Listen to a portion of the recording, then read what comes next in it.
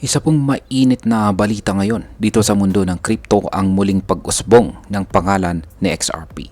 Ayon po sa isang kilalang crypto influencer na si Coach JV, ang hindi pag-invest or pagsuporta kay XRP ngayon ay parang pagtulog sa gitna ng napakalaking oportunidad o mas kilala bilang the greatest wealth transfer in history. Pero ano nga bang ibig sabihin nito? At totoo ba na pinapalitan na ni Ripple at ni XRP ang buong sistema ng ating tradisyonal na bangko? Kaya sa video na ito ay pag-uusapan po natin ang mga isyong bumabalot sa kinabukasan ni XRP at kung bakit po siya tinuturing na disruptive technology at kung ano po ang epekto nito para sa atin bilang mga Pinoy crypto traders at investors. Pero bago po tayo magpatuloy ay pakibasa na lamang po muna ang disclaimer dito sa ibaba ng ating screen. Yan, simulan po natin sa kung ano po ang sinasabi ni Coach JV tungkol kay XRP. Ayon po kay Coach JV, isa sa mga pinakamalalakas na boses sa XRP community, hindi lang basta-basta crypto asset itong si XRP.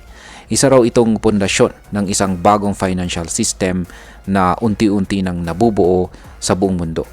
Para kay Coach JV, si Ripple ay hindi lamang nakikipagkompetensya sa traditional na banking system, kundi pinapalitan na raw niya ito mismo.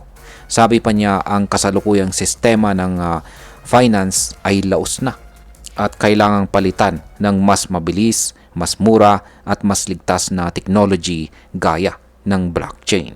At dito po papasok si XRP bilang pangunahing tulay para makamit ito. Ngayon ay paano po pinapalitan ni Ripple ang traditional system ng bangko?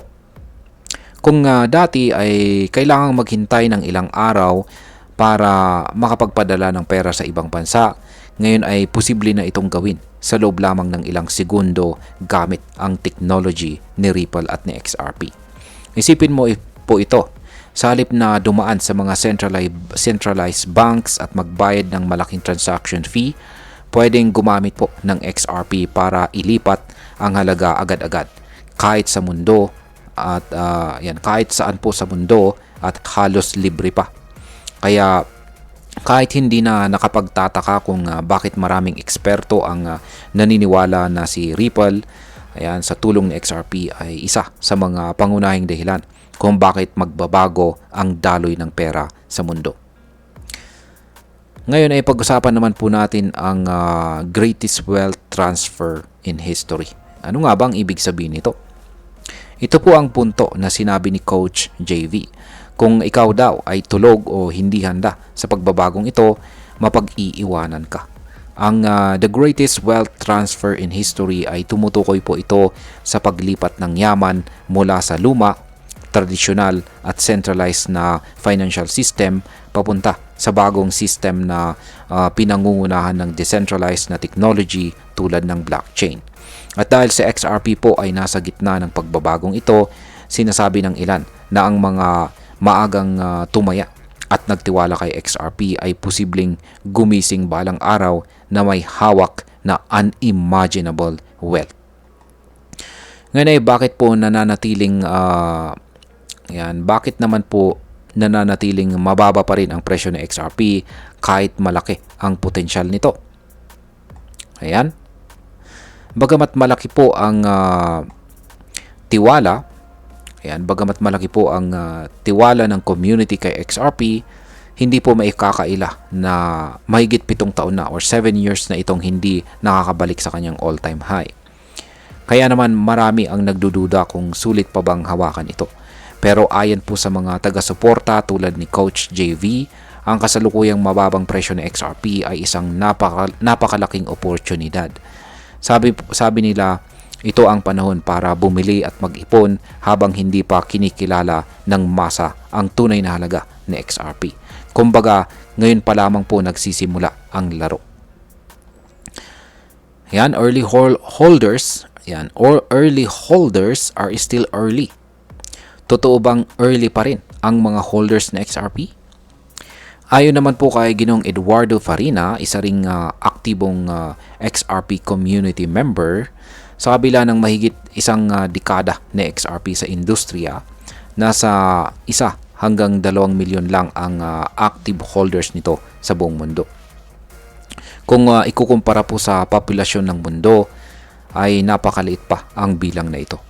Ibig pong sabihin, ang mga hawak nating XRP ngayon, ayan, habang hindi pa ito ganap na tinatanggap ng mundo. Ayan, hawak po natin yung na XRP ngayon ay ayan. At early adopters pa rin ang tawag para sa atin. Ayan. Kung titignan po natin sa mas malawak na pananaw, hindi pa huli ang lahat. In fact, baka ngayon pa talaga nagsisimula ang totoong kwento nitong si XRP. Ngayon ay may pag-asa pa ba sa mga XRP ETF? Yan, at saka institutional interest. Yan, pag-usapan naman po natin tungkol sa mga ETF na yan at saka institutional interest. Ang isa pang magandang balita rito ay patuloy po ang pagsisikap ng Ripple para makakuha ng mga regulatory licenses sa iba't ibang bansa. At sa Amerika ay lumalakas na rin ang momentum ng mga balak na mag-launch ng XRP ETF. Dagdag pa rito, may mga kumpanya na ring nagsisimulang gumamit ng XRP bilang bahagi ng kanilang corporate treasuries na para bang nagsisimula na ang institutional na pagtanggap kay XRP. Kung magtutuloy-tuloy ito, maaari po itong magsilbing spark para sa mas malaking price rally sa hinaharap. Ngayon ay pag-usapan naman po natin ang epekto nito para sa atin bilang mga Pinoy crypto investors. Para sa atin bilang mga Pinoy na nandito sa crypto space, ito po ay isang golden opportunity. Sa panahon ngayon na bawat sintimo ay mahalaga, ang paglalagay po ng maliit na kapital sa isang asset na may malaking potensyal ay maaari pong magbunga ng malaking resulta sa mga susunod na taon. Hindi ibig sabihin nito ay mag-all-in tayo. Kailangan pa rin ng maingat na pag-aaral at saka diversification. Pero kung totoo nga ang sinasabi ng mga eksperto at totoo ngang mapapalitan ni XRP ang kasalukuyang sistema, baka isa ka sa mga unang Pinoy na makikinabang sa yaman ng bagong panahon.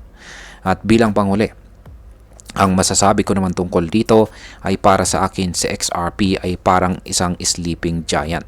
Tahimik po siya, hindi masyadong gumagalaw sa presyo, pero ang galaw niya sa likod ng mga eksena ay napakalaki.